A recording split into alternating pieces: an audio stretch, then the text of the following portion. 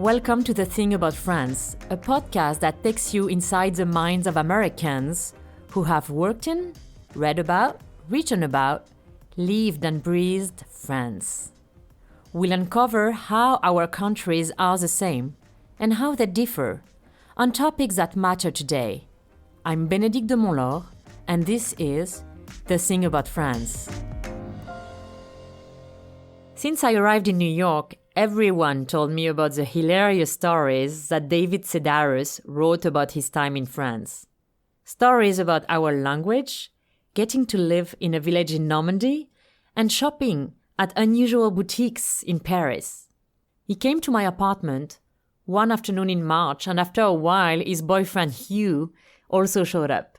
We talked about David's French teacher, the different types of humor on each side of the Atlantic, his love for certain French words, and his dislike for the French habit of kissing. Allez, c'est parti.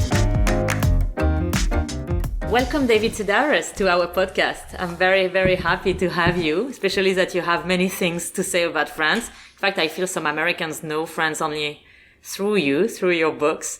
And France is an endless source of humor. And what do you think of French humor? Because my American colleagues, they were telling me, in fact, it's interesting because I was telling them, French people, talking of course in stereotypes here, but French people, they think that Americans lack a sense of humor. And they were telling me, in fact, it's funny because Americans think French people are not funny. You know, that's always been interesting to me too. Like people will say the Germans have no sense of humor. Gosh, I don't find that to be true at all. I think it's just that people don't understand other people's sense of humor. Or, maybe they don't speak the language, so they're not quite getting, if you watch any of those political shows with like life-size puppets, it always just looks so dumb. But then you live there and you realize, who these are caricatures of, and, you realize it's no dumber than it is in your own country. Yeah. But sometimes there are some national specificities. Like, for instance, we love play on words, like jeu de mots, a lot of the humor is based on that. Like half of the jokes are that, like play on words. I feel it's a bit less the case here. Don't you think so? Somebody was telling me, it's a young person who I met. And he is starting to do stand-up comedy. And he's gone to a couple stand-up comedy events, and they say, the only rule is no puns. And I think, why would anybody... Puns are fantastic. Like, why would any... And I never understood why people groan when they hear one.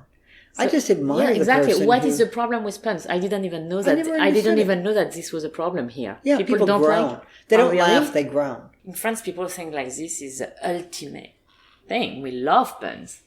So why people dislike it? I don't understand. Well, and talking about humor, we have this other thing that we call l'esprit gaulois. But were you sometimes criticized for going too far and making fun of, like, breaking a limit? And me? Yeah. For what? Because I guess like any person who uses humor knows that you can make fun, but not of everything. It was a big story here, when after the Charlie Hebdo attacks, Penn Festival wanted to give an award to Charlie Hebdo. And some writers said, no, we shouldn't give an award to Charlie Hebdo, even if we, of course, condemn the attack. But they were making fun of a minority, and it's something you cannot do. So what is your vision of that? Like, can you make fun of everything, or are there things that you restrict yourself, like you don't want to make fun of? When I first moved to New York, I didn't know anybody really, and so I took a class at the Y called Writing Funny, and it was taught by this British woman who I'd heard on the radio. And on the first day, she said, what are the rules for comedy writing? And I put my hand up and I said, you should never make fun of anyone who has less power than you do. And she said, where on earth did you hear that? She said, no. She said, the only rule is to take any sense of good taste and decency and throw them out the window when you sit at your desk. And I thought that's the best advice I've ever gotten. So that's your only rule? Yeah. Take good taste and just throw it out the window. Yeah.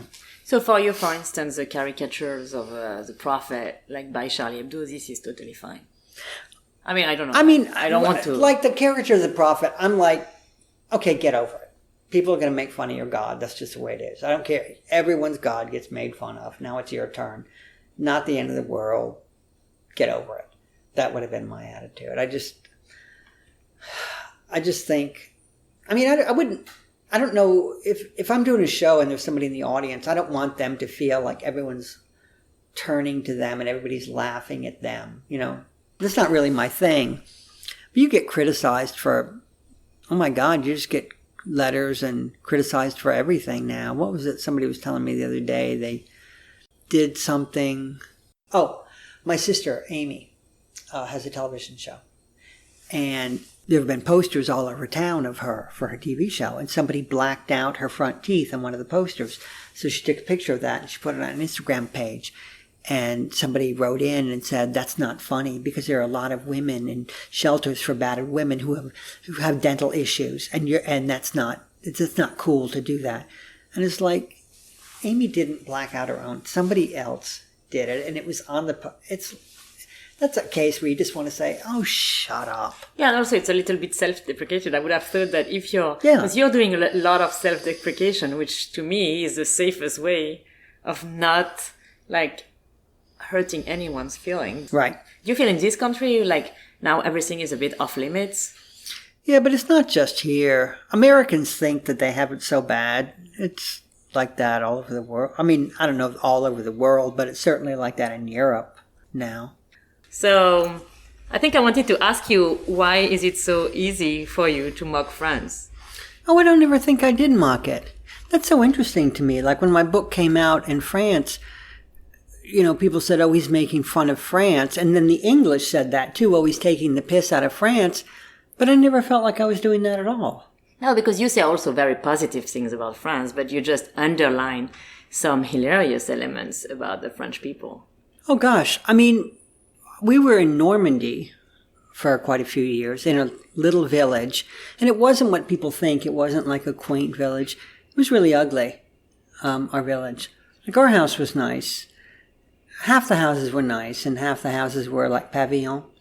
And then people moved in and they would have like 8 cars in their yard, and which it was interesting to me because as an American, you always think, oh, the French are so sophisticated when you're growing up. And then you get there and you realize that there are French rednecks, which, I mean, it was a shock to move to the French countryside of Leclerc and of all these big box superstores, everything, you know, the villages, you know, the bakeries and the butcher shops were closing. The people across the road from us, farmers who had been in that area forever, they went to Leclerc. They never went to the village shops. They said it was too expensive. I mean, there are worse villages. And the countryside was beautiful. It just wasn't, we were surrounded by really beautiful villages where people would stop and take pictures and they would just be so charmed by it. And ours but you're just totally wasn't. right. The outskirts of every French town are more and more like full of those supermarkets and ugly chains. And Well, it's just nothing I expected. But that said, I felt at home in those places, just the way I feel at home in a mall, you know, a hideous mall. I don't like the mall, but I feel like I know the rules. And I feel like it's the same with an airport. Like, I feel like I can figure it out. And another thing that was interesting to me is the people across the road from us were old and they were communists. I don't mean socialists, I mean communists. And in America, if someone's over a certain age, you expect them to be conservative. And it was such a shock to me to meet older people who weren't. And that was another thing that interested me in France.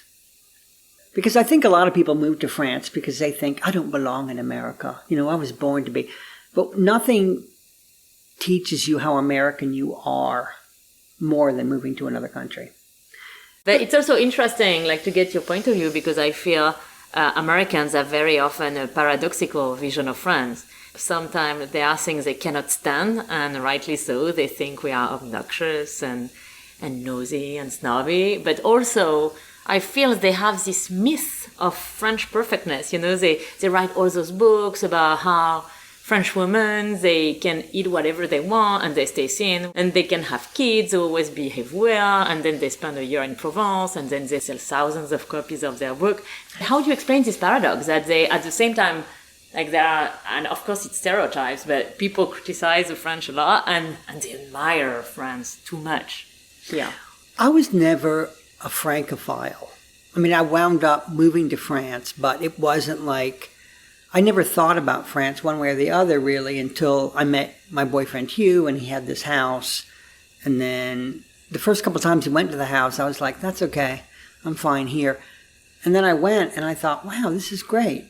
And even though there was no electricity or running water, when we got to the house, when I got there for the first time, it was still big. And I couldn't believe having all that space. So I liked that about it. And I liked the fact that I didn't speak a word of French. And when you don't speak, you watch other people and you do what they do. And it just makes you much more observant than you would normally be. And I'm pretty observant to begin with.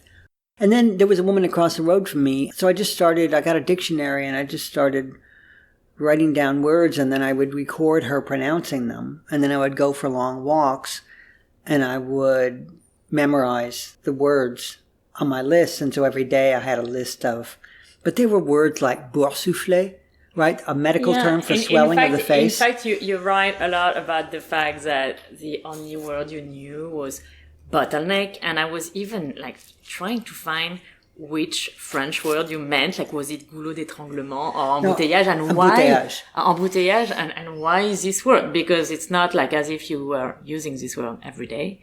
I mean, embouteillage a bit more in Paris, especially, or in New York even more. But so, why is this word? I would open the dictionary and I would find words, and then a lot of them, because I memorized them early on.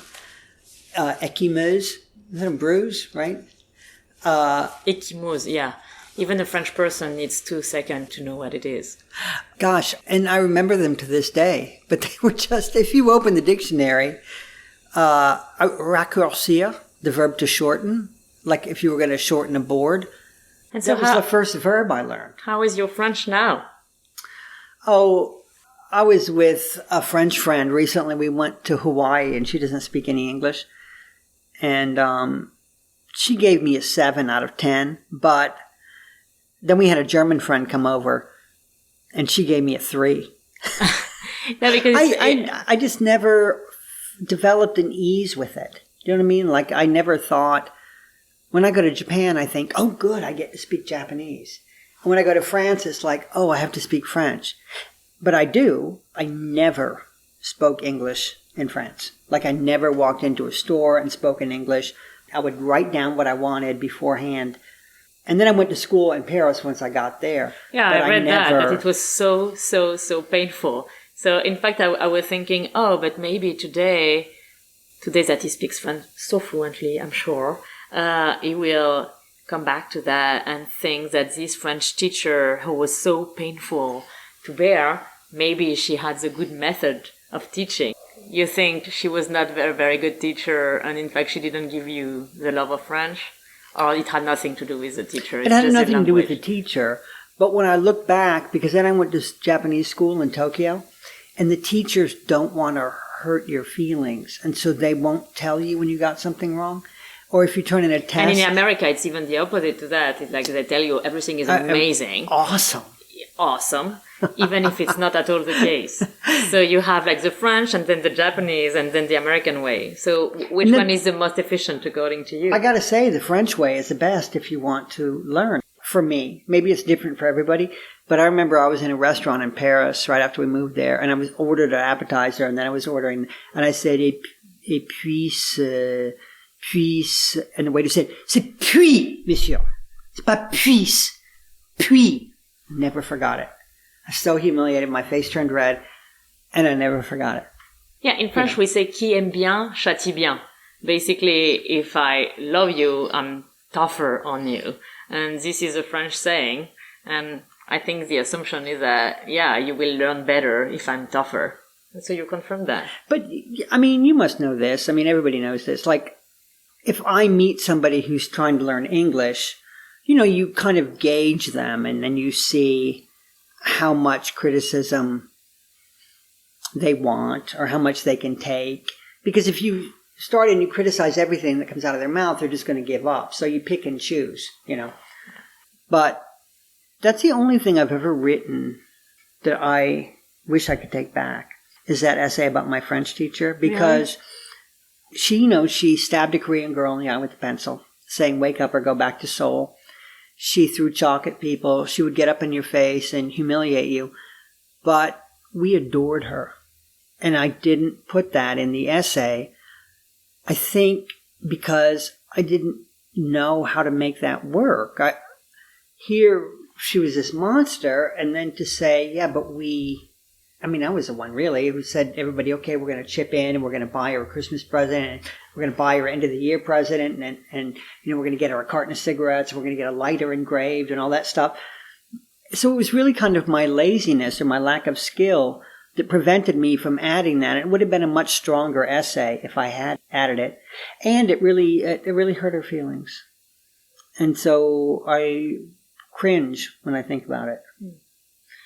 But today, do you still have words you remember from her class? Like, do you have favorite words? Or... I love assourdissant, deafening, right? I love our French friend Manuela. She uses a lot of slang because she has teenage daughters. And I always think it's good to know slang, but not, for me anyway, to use it. Because for instance, I have an American husband, and he learned French like in the bars. So he always uses words, and I'm horrified because he's American. So you don't use it perfectly well, and that's a disaster because it seems like, he's always like a tip, but in a formal conversation, he says a guy when he should say a man, and he tells me, but the French use it all the time. I'm like, yes, but you're American. You're not allowed. Well, Diane Johnson, she lives in Paris half the year, and one of her observations, and I thought she was so smart, is the French get the word guy wrong a lot. Well, like I heard someone when I first moved to Paris say, il est dingue ce type. So that's a good use of it, right? Like he's crazy, that guy, right?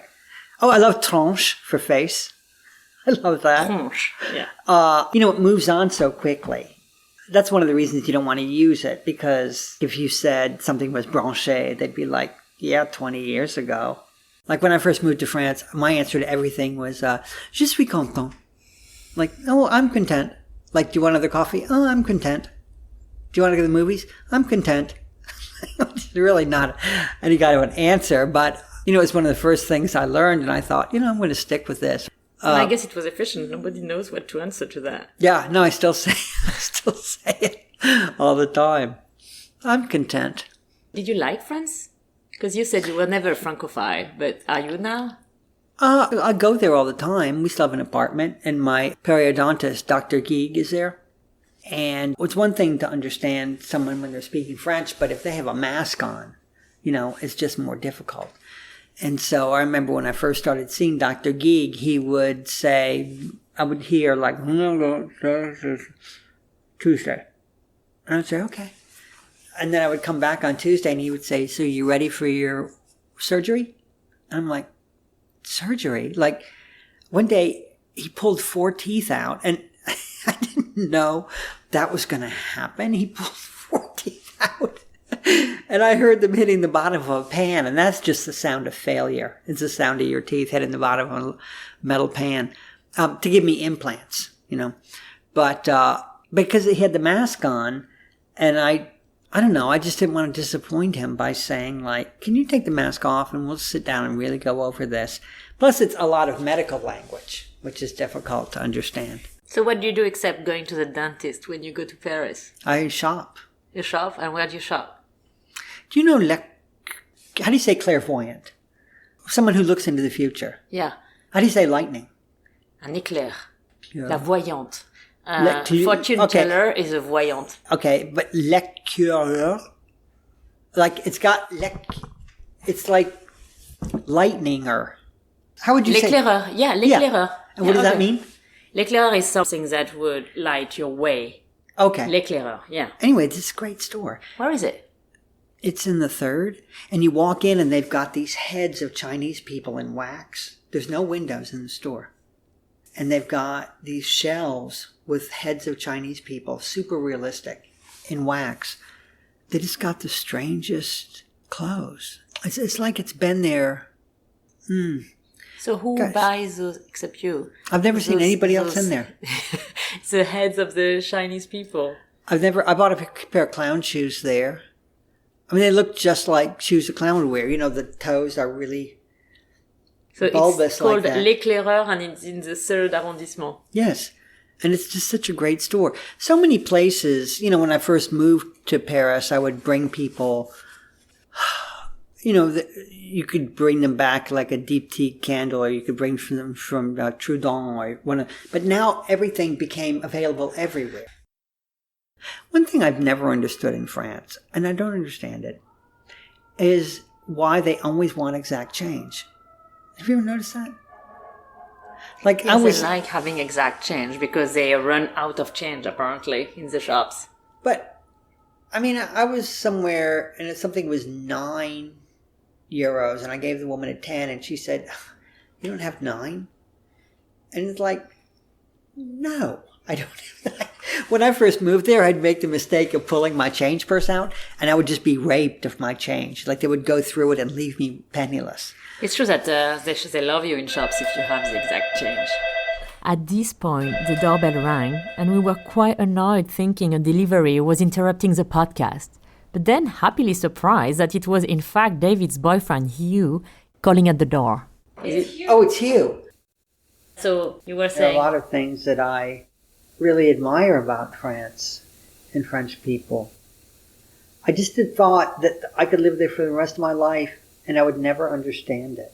Like in England now, I speak English, and so I don't have any problem communicating, and I'm on the radio. I have a radio program there, and I write for the papers there. But I'll never understand the English. There's just so much that I just don't get. For instance, at all. In which situation where you felt you didn't understand things recently? Well, like there's a supermarket called the Waitrose. And if I say to somebody, I went to Waitrose and I bought, Waitrose, well, that's posh. And it's like, it's not. Things might be 5 cents more than they are at Tesco. It's not. I'm not trying to hurt you by saying I went to the Waitrose. Why are you making such a big deal out of this? And I feel like class consciousness in England is race relations in America. It's just something, because when you're an American and you go overseas, you think, gosh, what's so different here? And you're not dealing with race in the United States. How was it in France in that regard? Well, one of the things I admire about France is the way that the French travel.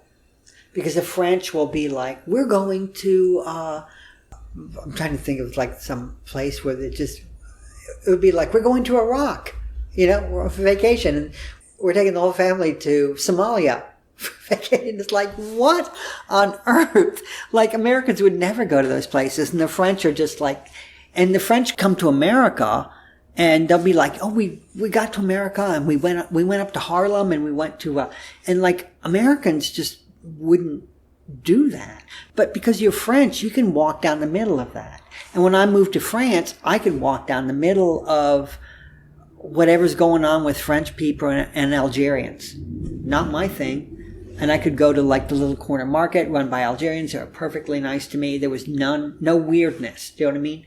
Because I wasn't, and I can walk down the middle of the class thing in England because it's just not my thing. And then the second I open my mouth, people realize that I'm not a player that way. That's the beauty of being a foreigner, right? It is. Of living abroad. I've lived abroad my whole life as a diplomat, and I love it because first, people can't really read you, because when you're in your own country, you'll be put in a box immediately. Like, they look at your name, where you studied, and it's done. The way you dress, and it's done. You're in a category. Whereas when you're abroad, you're free. And I like that. You're free, and you can stay free because you don't belong anywhere. So just observing people, it helps a lot, because you put a distance between what's really happening and yourself, right? Well, you have to. Puts a little distance there. But I was in the hospital in France a month ago. I kind of went there for a second opinion. And that was so very, very different from America. And I said to the guy, I said, well, how do I pay? And he said, I don't know. He said, I mean, you could just walk out. He said, if it means that much to you, I guess there's somebody in an office that could send you a bill, or I don't know. Whereas in America, they wouldn't have let you in the door. Yes, they ask you first your credit card. Yeah, right? Unless you could pay. And I had a CAT scan. I mean, that would be a fortune in the United States. And they never sent me a bill. I went to them and I said, this is my address, and I never got one. I mean, and I remember that in Paris too, like a $50 house call. A doctor would come to your house and it cost $50. That was fantastic. And then I went to a doctor because I had a tumor on my side, and it was like almost like an egg under my skin. And he said, it's a fatty tumor. He said dogs get them all the time. I wouldn't worry. Whereas in America, they're so afraid of being sued for everything. And then my eyeball turned red, and I went to him too, and he said, it's a red eye. Give it a couple of days, it'll go away. And it went away after a couple of days. But I have to say, I really liked that attitude in France towards sickness. And Americans, I was in Sweden a couple weeks ago, and the Swedes are told from birth they live in the best country in the world, that all their stuff is the best. And it's like that in America too. We have the best healthcare in the world. And then you go to another country and you're like, wait a minute, this is like 10 times better. I can't believe the number of people who said to me, yeah, but I would never have that done in France. It's like you can go to any little village and they've got all the equipment that they've got.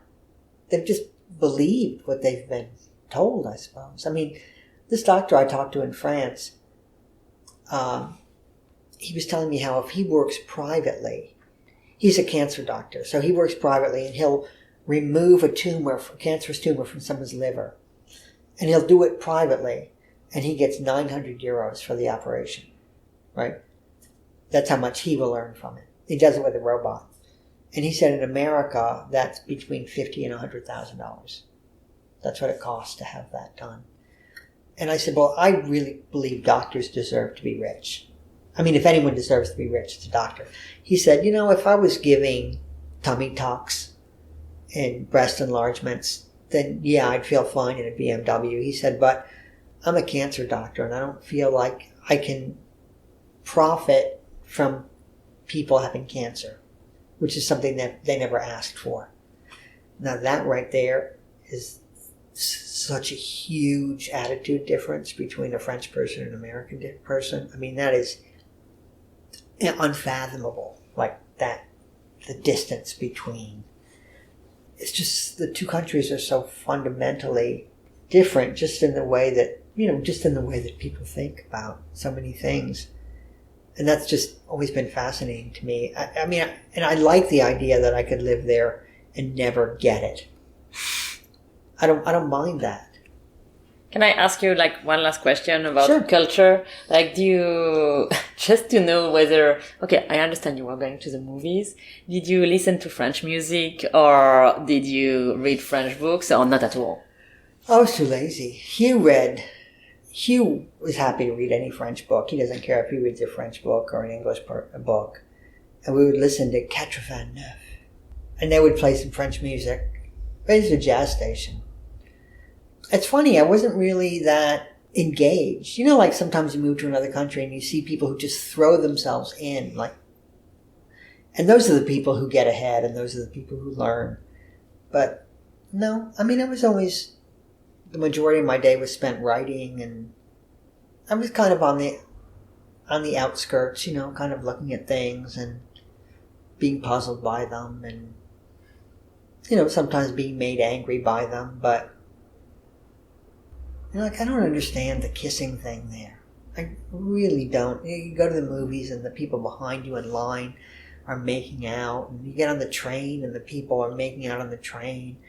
Grown-ups. And I think if I see somebody doing something I've done, then I'll forgive. Then I think, well, I've done that too. Even if it's a crummy thing to do, I think, I've done that. But because I'm gay and my age that I am, like, I never could have kissed another man on the street. Never, ever, when I was young. And so I just don't get it. And when I see people doing it, I'm repelled by it. I don't. And that's a thing you never see in Japan. You never even see anybody holding hands. And people don't even, when you meet somebody, you don't even shake their hand. That's beautiful to me. Like, no contact. I'm all for that. That was always puzzling to me in France. Like, oh, do I have to kiss this person? And how many times do I have to kiss this person? And it wasn't that I was thinking I don't want to kiss them. I'm like, they don't want to kiss me. Like, can't we just say hi and just leave it at that? When asked to account for the time I've spent in Paris, I reached for my carton of ticket stubs and groaned beneath its weight. I've been here for more than a year, and while I haven't seen the Louvre or the Pantheon, I have seen the Alamo and the bridge over the River Kwai. I haven't made it to Versailles, but I did manage to catch Oklahoma, Brazil, and Nashville. Aside from an occasional trip to the flea market, my knowledge of Paris is limited to what I learned in Gigi.